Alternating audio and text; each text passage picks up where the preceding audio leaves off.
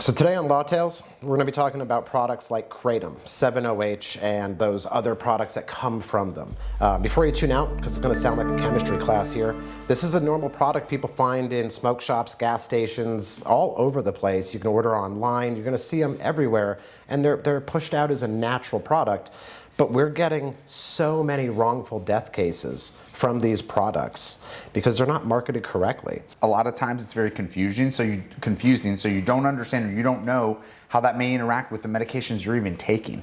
And so how we as lawyers are now coming to find out about it, David, is that people are dying. People are dying.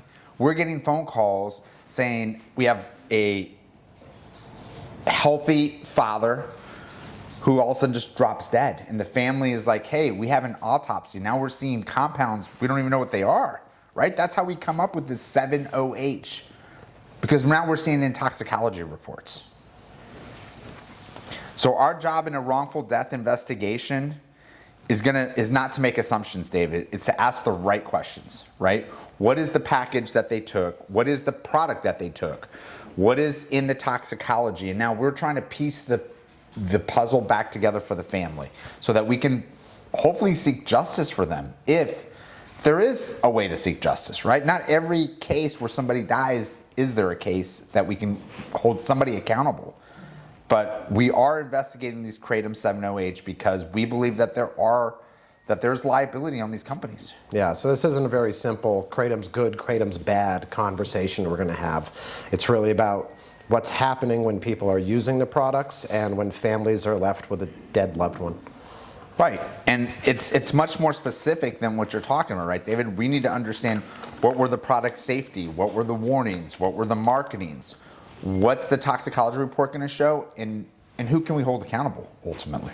All right, so let's start simple, right? People hear kratom, they hear 7-OH, they hear them used together, but they're not exactly the same thing, right? So kratom comes from a plant. It's a tropical evergreen plant. They use this on a lot of the packaging to be, oh, look, it's healthy, it's natural, Mitragynine speciosa. Well, it's a native plant, right? It's a tree. Right. But it has active compounds in it that act on the brain's opioid receptors. Okay? So kratom produces stimulant-like effects and increased energy in lower doses. But in high doses, it has an opioid effect, relief, sedation, but that sedation goes so deeply, people's respiratory systems stop. Their hearts slow down so much, they stop. So the plant has different compounds in it naturally found.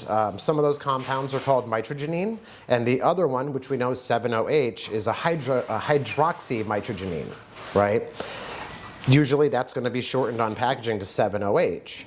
And that's one of the stronger compounds in kratom and surrounding the conversation of the wrongful deaths. And that's the one that we believe to be the dangerous compound, David, is the 7-OH. So you hear that it's natural, right? And it's good in small amounts. That's what we're reading. The concern may be that many of these newer products is how are they concentrating it? How are they manipulating it?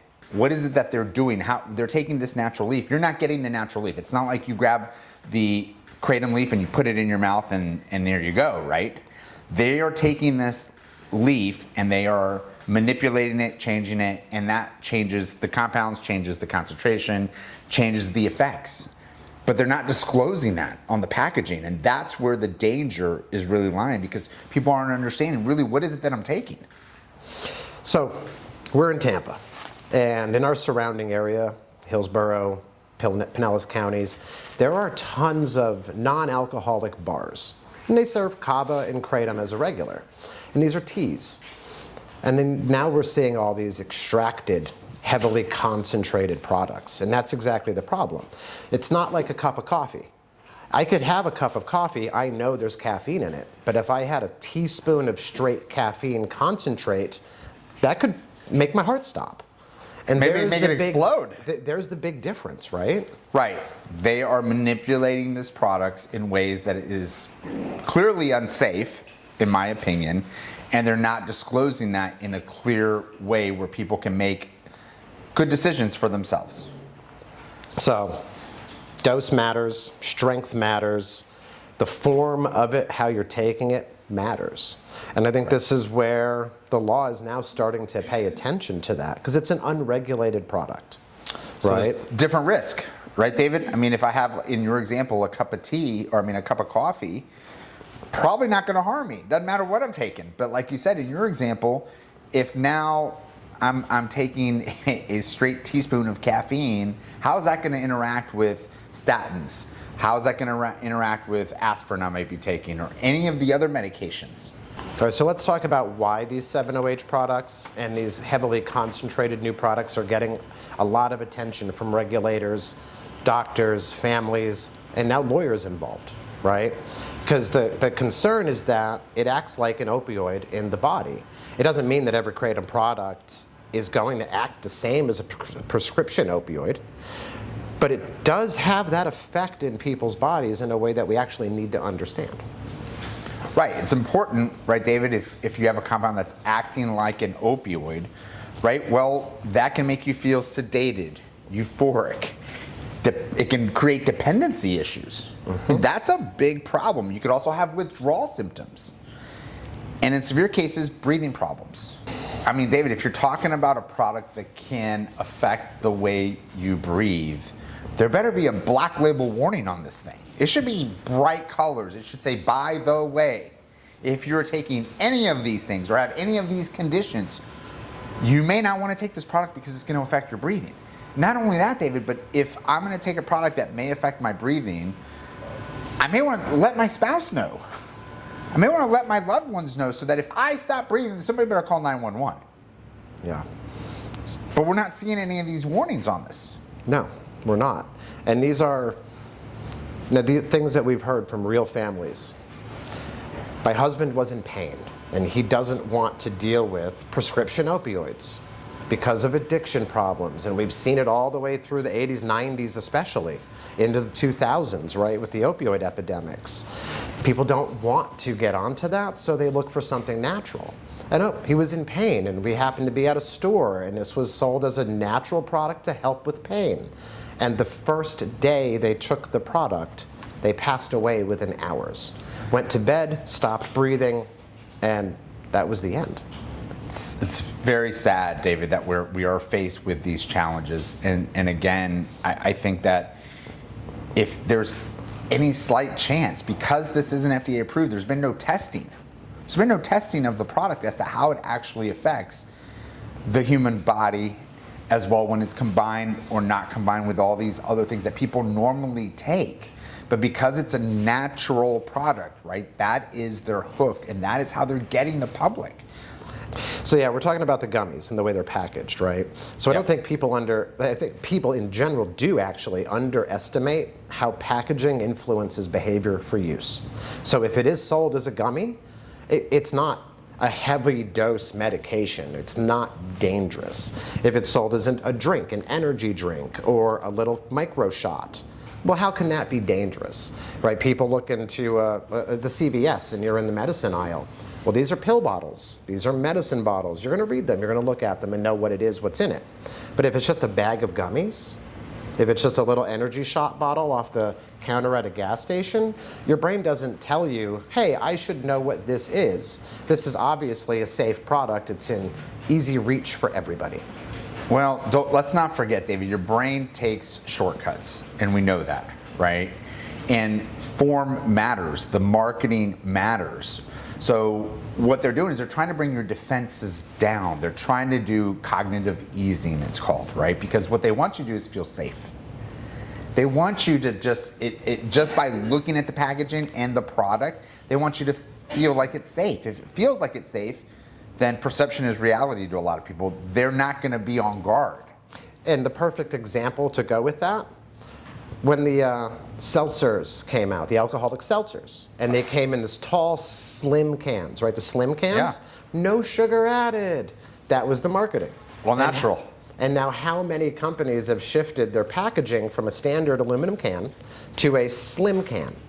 Because your brain now associates a slim can must mean healthier. Low calories, better for me. That's the perception. It's skinny. It must be healthier for me.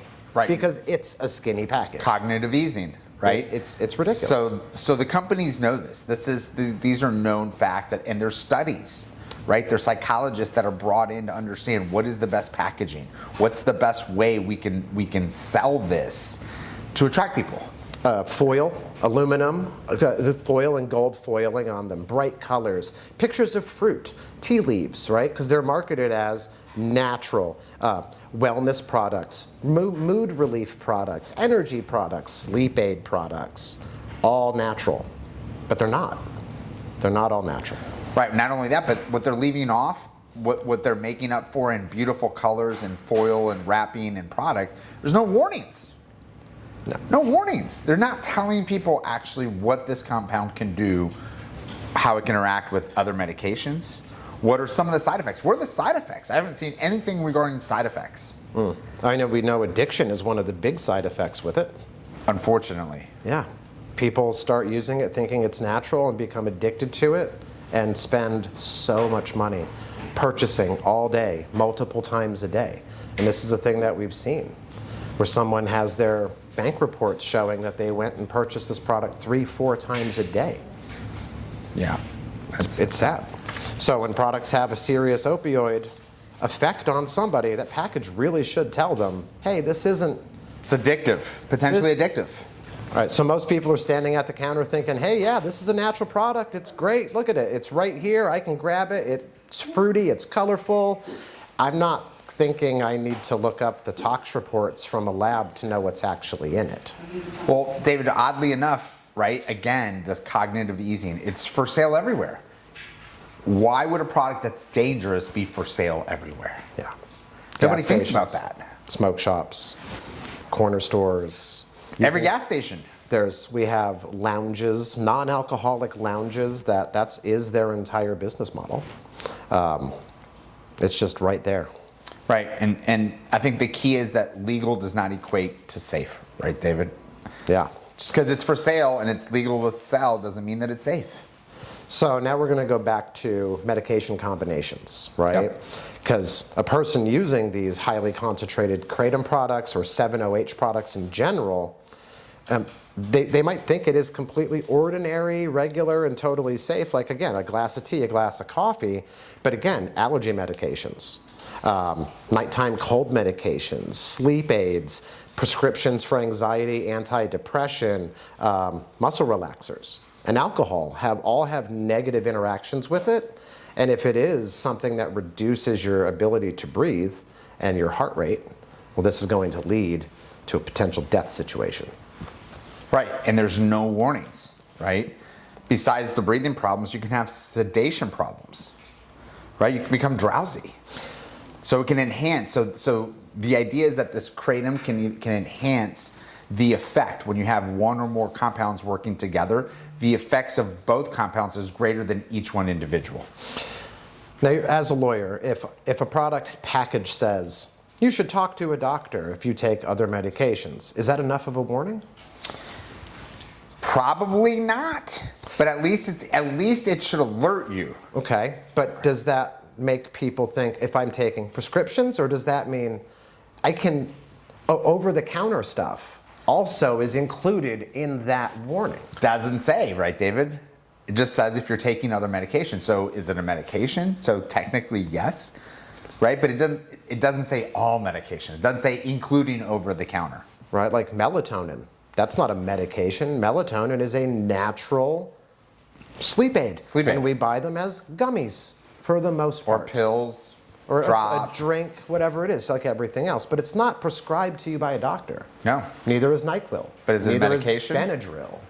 Right. Is it a medication? Is it something that should alert you? Hey, I'm taking melatonin. Should I also be trying kratom? I feel like the package should specifically say, if you take anything at all, ever, don't eat this. But that's going to kill their business. Right, because that's not going to make it feel natural, safe. So make it very simple, right? Any products that make you drowsy can slow your heart rate, can slow your breathing rate, in pair with these kratom 7-OH products. Very bad idea. Well, it's the synergistic effect, right, David? That because there's no studies, We have no idea. Is it multiplying it when you have kratom and one of these other compounds, right? Whether it's NyQuil, Dayquil, Benadryl. If you're combining them and the effect is greater than each one together, it's a synergistic effect. That's a huge ordeal. There's a lot of pharmacology in that, David, that needs to be tested, explored, explained so that they can provide the proper warnings for people. And the scary part is these aren't rare drugs that are having the negative interactions. Again, it's every day over the counter. Right. Every day. And again, if that risk increases, you become more drowsy, right? More confused. Your balance, you may lose your balance, and you have a chance of passing out. All that should be disclosed. Yeah. I mean, imagine somebody is like, I'm going to take these kratom gummies to help my pain, and then they get stung by a bee later in the day and have to take some Benadryl. Well, are you going to deal with anaphylactic shock or potential death? That's basically your option at that point. But you're not even going to think about it. And here's the other thing that I think is important to know, right, David? If you take kratom, you should let your significant other know that you're taking kratom. Because if something happens and 911 personnel show up, they need to know. Hey, are you taking any medications or other supplements? I think that this would fall under the other supplements that are very important to let 911 personnel know. Hey, by the way, he also has taken kratom today, right? Because now they may need to inject you with compounds, so they need to understand or try to figure out what that interaction is going to be with what they're giving you. So an even higher danger zone combination with these is going to be things like opioid pain medications, because the 7-OH is going to respond in the body like an opioid already. So right. anything opioid pain medication, extremely high risk. Benzos like Xanax, Klonopin, Ativan, Valium, these things that people have for their anxiety issues. Sleep medications, if they're on Ambien and Lunesta, yep. Exactly the same problems. Muscle relaxers, gabapentin, sedating, nausea things like Dramamine. That's when people take it for a flight and cruises because of their stomachs. But that also makes you sleepy, right? And these aren't crazy things to expect. I mean, drugs are marketed to people on a daily basis on TV here in the US, which is crazy to me in the first place. But to not tell people on the package, this is dangerous, that just drives me insane to see it. Right. The warnings matter, right, David? If a 7-OH product fails to clearly tell people, by the way, if you're on opioids of any kind, benzodiazepine, Xanax, Klonopin, any of these other products, do not take this. May cause death. Now, I went through tons of these products online that are available in our local stores. And these are available across the country, right? So we're not just talking Tampa Bay, Florida. We have gotten cases all the way from the West Coast. This is a nationwide problem, right? And the issue here is 7-OH. Some products are marketed as 7-OH. Some products are marketed as kratom, but are concentrated and altered. Again, it goes back to no regulations, right, David? This is the Wild Wild West. They're trying to make as much money as possible. Yeah, they're not only failing to warn you what can happen if you take it, what can happen if you take it if you're taking something else, they're even failing to tell you on the front of that package what's even in it. Right. For you to try to do the assessment yourself. Yeah. So to me, that's dangerous. I had a conversation with a friend recently about it, and I'm like, you need to, if you have friends that take this stuff, you gotta tell them to slow down, stop, try to get away from it. And the response was, my friends don't play with that 7-OH product garbage. And I said, did they take this one in particular? Oh yeah, that's a good one. And I'm like, did you read the back of it? That's 7-OH. And it kind of blew her mind. She was like, wait a minute. None of my friends like the 7. Well, that's exactly what you're buying. And they had no idea. They didn't even know. But honestly, to God, they didn't know. And it kind of pissed them off. But does it stop them from buying it? Probably not, because it is so highly addictive. Well, that's the thing. If you're going to have to get off of this product, how are you going to do it, David? Right? That's a whole nother issue, is the withdrawals. Now that you are hooked to the product, you're going to need to go seek help. Go seek help just like you would with an opioid. And I think that is where we're going to head once we get the word out that these are dangerous products. And there's like a circular issue that happens with these products, is we do see that people who have addictions with opioid products in general, who have been on pain meds or have just been in the drug lifestyle and are trying to get away from it, they see this as the exit from the addiction. They see kratom and 7-OH products as the natural solution to get that monkey off the back. Fill their craving. The problem is they don't know that they're replacing their addiction with an addiction to a product that is just as dangerous. Right. Right. Yeah. Because it's available everywhere, right? They're equating it with legal to be safe. Breathing issues, like we said, if someone's on them and their breathing is slowing down and they're very lethargic and they just need to go to sleep, that's dangerous. Yeah. And that one of our most recent cases is exactly that. They took the product, they felt sleepy, they went laid down, and their breathing slowed so much, they passed away in their sleep in hours. Horrible, David. Yeah, extreme drowsiness, confusion, nausea, right? Vomiting, rapid heart rate, high blood pressure. You could have seizures, loss of consciousness, and low and shallow breathing. And then you have the withdrawal symptoms people are getting from them too, right? Restlessness, body aches, fatigue. They're getting the cold sweats, insomnia, mood changes, anger outbursts. Chest pain. And that's the obvious addiction side of it, where your body needs it now to feel normal again. And people need to get attention for that, get some help. Yeah, immediately call 911, Yeah. right? If you're experiencing any of these conditions. But again, if you're taking the product and your loved one doesn't know, Yeah. I mean, they're going to confuse it with a heart attack. They're going to confuse it with a lot of other things. That's why it's important that if you are taking it and you're going to continue to take it, right, besides heeding our warning, let your loved one know so that if something happens or they notice an issue with you, they can call 911 immediately so that you don't lose your life. All right, so let's shift over to the legal side of what wrongful death actually means in this type of a scenario. Okay, so wrongful death is a civil lawsuit brought when somebody dies, right? In this case, it would be brought against the manufacturers and the distributors of kratom, right? If we're able to link that they either failed to warn and that contributed to the death, right? Or they failed to advise of side effects that led to the death. And so that cause of action is brought by a personal representative who's going to represent all of the heirs and survivors of the person who has passed away wrongfully. Okay, so the statute of limitations to bring these claims is different across the country. It goes state by state. We're in Florida. What does that mean for people here in Florida? And then who has to actually be the person to bring that claim? All right, we have 2 years to bring a wrongful death suit in Florida. That's going to be brought by the personal representative who is going to be typically, let's say it's a husband and wife, the husband passes away, the wife would be the personal representative. If there's no wife, then you have the children. One of the child will be the personal representative for the estate to represent all of the heirs. Right? And then they would get to claim damages of loss of companionship, right? They would funeral expenses.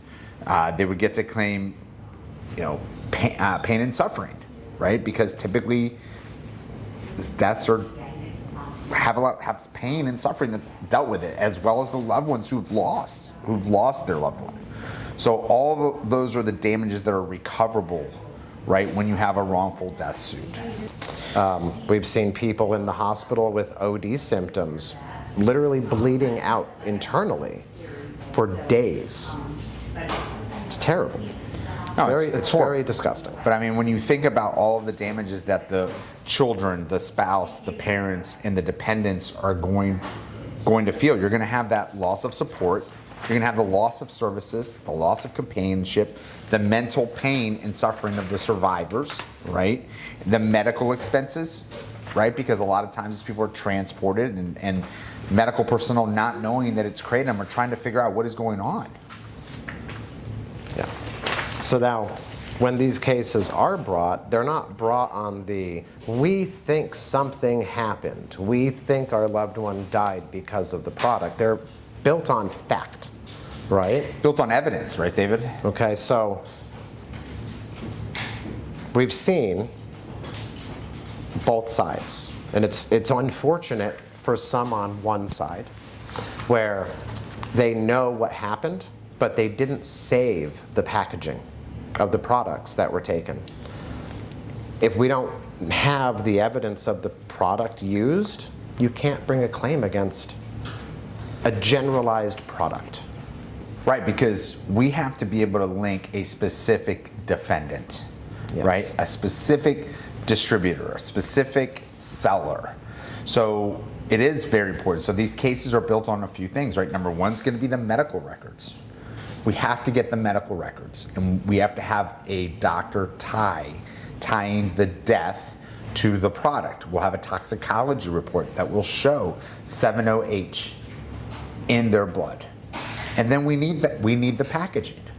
So if you have a loved one, right, that mysteriously has died, and you happen to have a toxicology report and it shows 7-OH on the toxicology report, then go looking for packaging.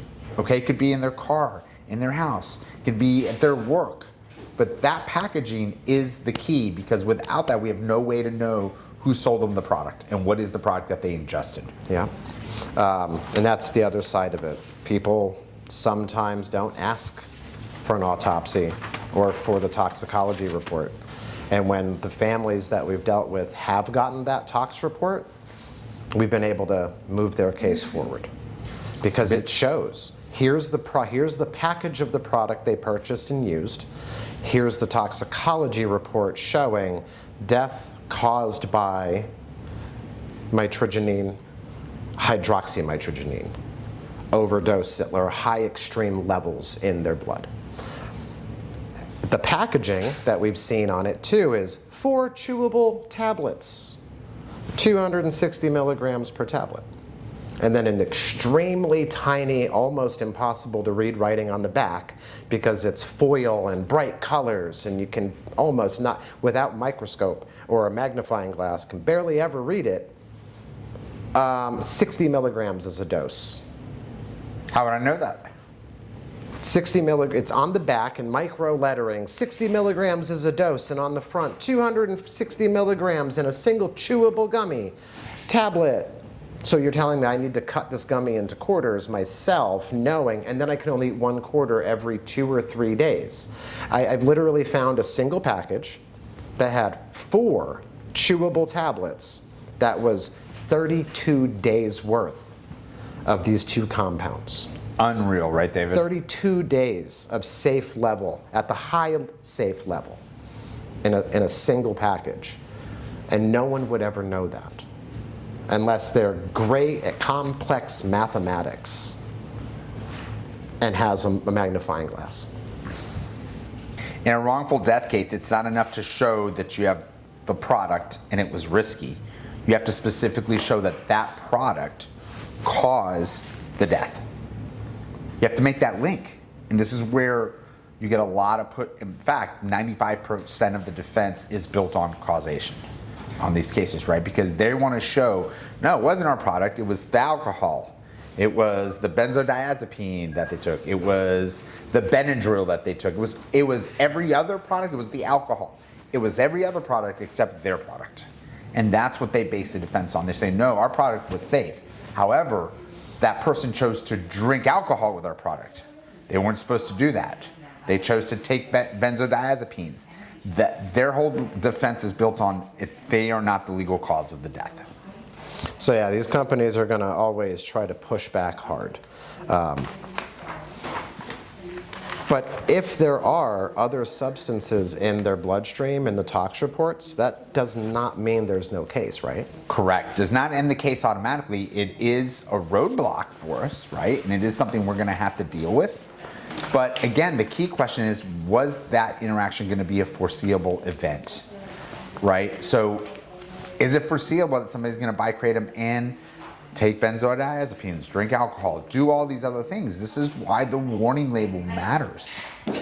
Is it foreseeable to think someone would buy a gummy that is sold as a natural product directly above alcohol that you can purchase at the gas station counter, and that somebody might use the two products together? I would say 100%. If I'm going to place my product with alcohol on a counter next to a register for easy take, then I believe that somebody would reasonably expect to grab both of those products on their way out of the store and use them both. Right. Right, so if it's foreseeable, they should be warning about it. Yeah. So that's not going to relieve their responsibility. But again, we keep going back to the label. This is why the label is so important, right? It should identify the risk. It should identify all the foreseeable events of when you're using their product. And here's the interesting question though, David. I mean, if they were to warn you about everything, how long would that warning be? So I've seen some interesting things on some places that are running chemical tests on some of these products. And the alkaloids that come out of kratom, the ones we're talking about, especially the 7-OH, and they used a mass spectrometer. Yes. So a very well-known, highly respected, long-standing laboratory. Scientific tool. Ran these products through their mass spectrometer, and they got multiple compounds that were unknown. Results literally showing 7-OH, mitragynine, unknown compound, unknown compound. How is that marketable and safe? This is where the FDA really needs to get involved and start to regulate these products. Well, I think there is going to be, I think Congress will start getting involved like it did with the opioids, right? It's going to start drawing attention. The more we bring this to the forefront, right, to people's minds, like, hey, this is unsafe. The more people that die, the more it's going to draw attention, and I do think that they are going to have to take some action against these manufacturers. Yeah, but they're going to suck up as much profit as they can in the meantime. Profits over people. So when this happens, who potentially is responsible as the defendant for causing this situation? Right, so you have the manufacturer, right? You have the company that formulated the product. You're going to have the supplier. You're going to have the brand owner. And you're going to have the actual shops. So you're just going to go right up the chain, right up the manufacturing chain. And all of them are responsible. All of them, right? If the product is unsafe. So gas station could actually be held responsible for selling that product to somebody. Yeah. Just as much as the manufacturer. Just as much as the manufacturer. So that should be a little bit of a wake-up call to all these shops that think, here's just one extra product I can make 50% markup or 100% markup profit on. Maybe it's not worth it to you to put this random product on your counter knowing you're opening yourself up to potential lawsuits. Right. Right? Let's go back to the legal claims, right? And keep them plain and simple. You got failure to warn. The company didn't give enough clear warning about the product or its interaction. Right. Mostly in 7-OH cases, right, you're talking about the need to warn about sedation, breathing problems, dependency, withdrawal, overdose-like reactions, right, driving impairment, and combinations, the dangerous combinations with alcohol, allergy medications, sleep aids, opioids, anxiety medication, and antidepressants. Okay. And then second, we have defective design, which means the product was designed too dangerous in general, right? Right. Because there's been no FDA testing, we have no idea how dangerous actually the product is. And let's not forget, right? They took a leaf and they keep modifying the compounds of the leaf. Right? So not only is the form, right? The form and the concentration and the dose. We don't understand all those things. And so I think there needs to be more clear labeling on that, on the concentration and on the dose. And again, like in your example, you have a pill that's, supposed to be 15 days worth. Well, why don't you chop it up into 15 little drops so that somebody knows what the safe high level dose is per day instead of having to guess? Yeah. We have also negligent marketing. So we're seeing products being marketed and labeled in a way that makes it seem safer than it actually is. Right. Natural, harmless, right? Well-based, casual. These are all things, the way it looks, right? Like what you're saying, the form, the gummies versus drops versus, the pill bottle. Like, when we go to buy prescription drugs, they all come in the pill bottle, which you have to push down and turn. You know why that is, David? Well, one is because children were getting prescription drugs, right? It used to just come where you could just pop the top off, just like you did aspirin and Advil. And then guess what? That was too dangerous, right? Kids were dying because they were taking prescription medications and adults weren't knowing it, so they came up with this every one of the prescription drugs has that bottle. Mm-hmm.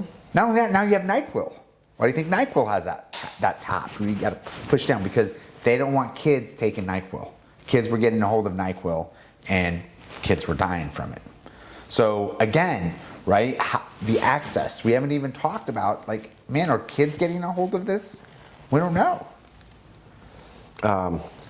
General negligence, just companies acting irresponsibly with the product. Right. Did they test the product? Right? Is it reasonably safe? Did they monitor adverse effects? Did they, what are the warnings? Again, did they keep selling the product even if they knew it was harmful? And did they ignore other lawsuits and regulators or concerns? Right? So we don't know. This is such in early stages that we don't know what the companies know of yet and what they're aware of. Yeah, which brings us into warning labels, which should actually warn people, right? Because we're seeing a lot of these labels. They look like someone tried to do the absolute least to technically say we warned you without actually warning you, because it's not on the front of the package. It's buried in an almost unreadable, tiny little micro text subsection in the back. Right. Is that an actual warning? Well, so a warning has to be useful to the consumer, right, David? So when I think of a useful warning, it needs to be clear, right? It needs to be easy to see, and it needs to be specific. That's what comes to mind. So I don't believe that it is a valid warning, right? They're actually trying to hide the warning. When that package says, use responsibly, is that enough? What is responsibly? Like we were talking about, if you're going to give me one chewable tablet smaller than my pinky nail, and that's 8 days worth of this is 8 days of dosing in that tiny one singular chewy tablet, is that use responsible enough to tell me what to do? Well, David, no, right? A warning needs to match the danger or the risk, in my opinion. The more serious the risk, the better warning you better have, right? It better be conspicuous, it better stick out, and it better be easy to read. So we see those little drink bottles, the energy shots. And I said we've had energy shots around for a long time now, right? Yep. And those are single serve. Yep. But now we see these products specifically 2 to 4 doses in a singular shot bottle. Yeah, it does. Doesn't make sense, right? It feels like they're trying to push you to take more to get you addicted. Mm-hmm. Once they know you're addicted, you're going to come back and keep buying to produce greater profits, and they don't care about your health. They don't care about the problems it could cause. And I think right on the front of these packages, they should be clearly telling people exactly which of the alkaloid compounds are actually in it and how much. And possible adverse effects. Yeah. And risk, right? If it says possible death, who's going to buy the product? Yeah. I mean, I shouldn't have to have a chemistry degree, an excellent mathematics background, a magnifying glass, and a Wi-Fi connection to figure out if this is okay to take, and should I be cutting this into tiny little pieces before I do? That's where we're at with It's unreasonable. products. And David, I think the last point we should bring up is that warnings are for people, right? They're not supposed to be for lawyers or chemists or biologists or mathematicians.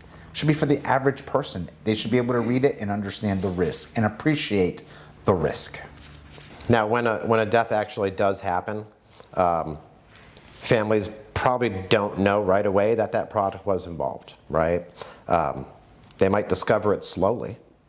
And as they're going through their personal effects, or they're sorting through their bedroom, their car, they're just everything that they have, because that's what people do. They might actually start to find packages, gummies, drink bottles.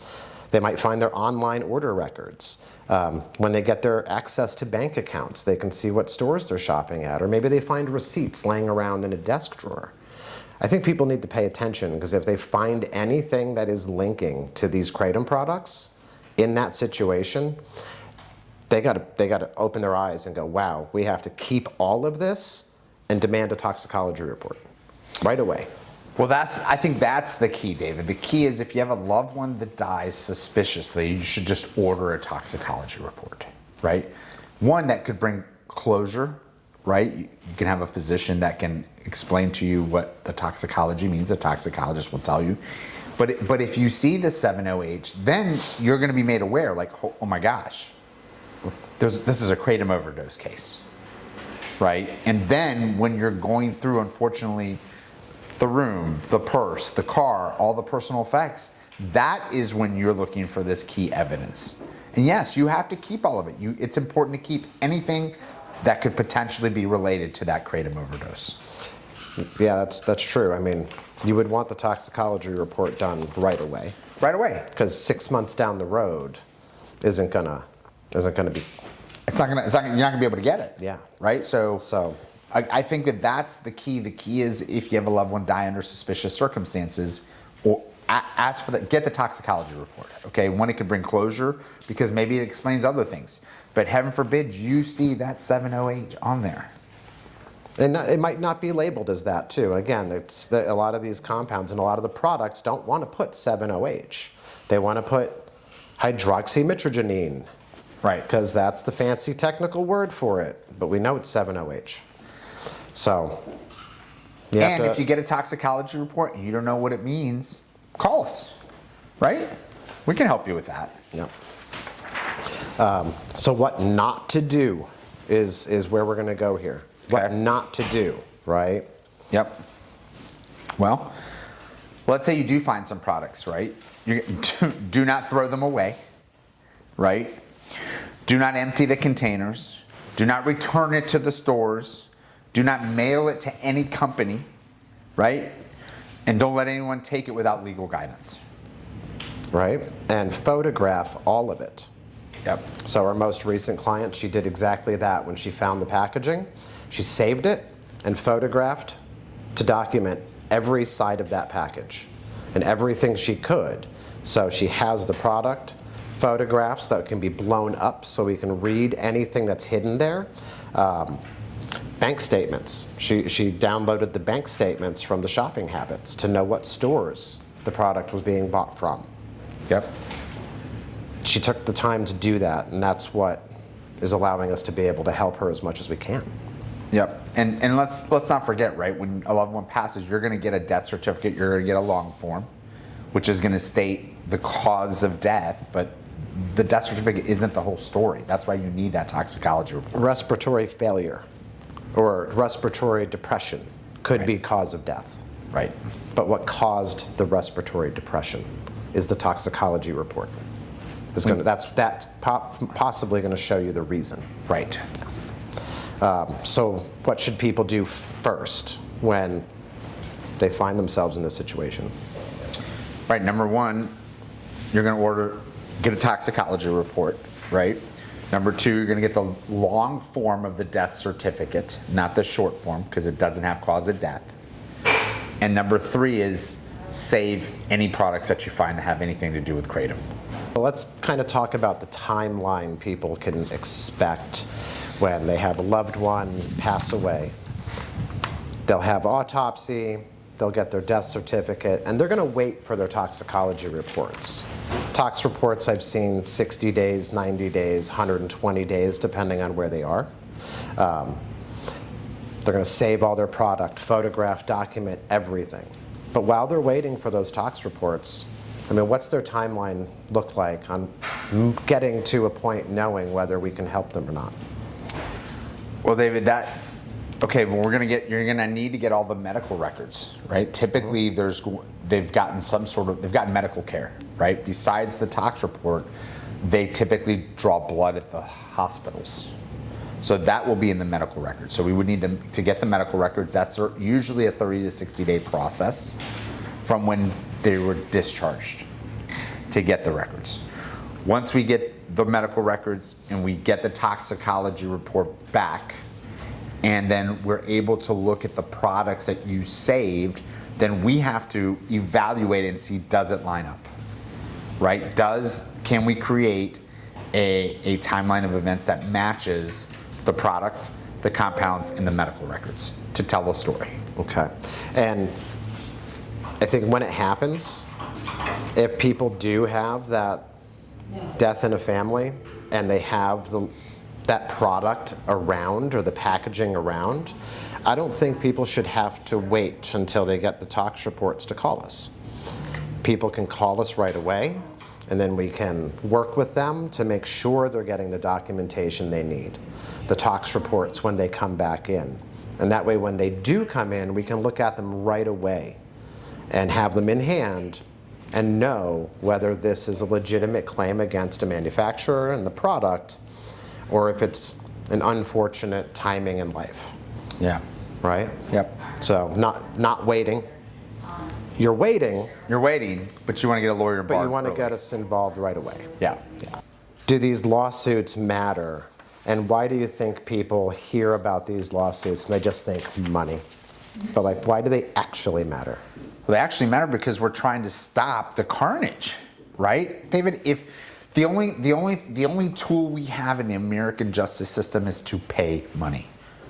I can't bring back the loved ones that have died. I can't take the pain away from all of the family members who lost a loved one. So all we can do is make the companies pay money. That's it. That's the only tool we have. Yeah.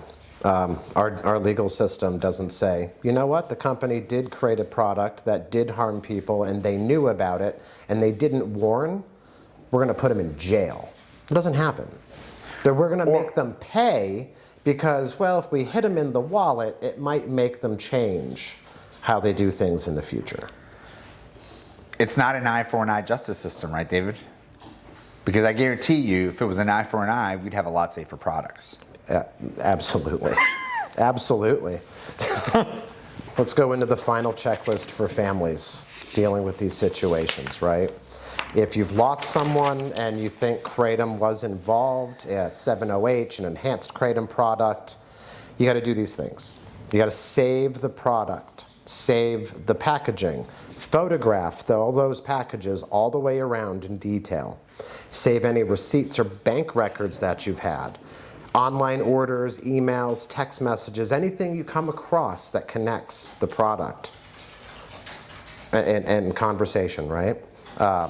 Screenshots, ads that you find that might be linked to that same product. You got the death certificate, the long form. You're going to request the autopsy, request toxicology reports, EMS records, hospital records, save all of the additional prescription medications and regular over-the-counter medications, and keep it all in a box locked away. Don't forget to write down a timeline, right? And any witnesses, because while it's fresh in your memory. Because as time fades, so does your memory. And talk to our law team quickly, right? Get somebody on your side to help guide you through this process.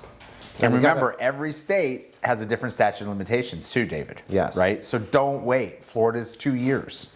And that's 2 years from when somebody passes that we actually have to file a lawsuit. Not to set up an estate, because don't forget, once somebody passes, you have to have a personal representative who represents the estate as the proper party.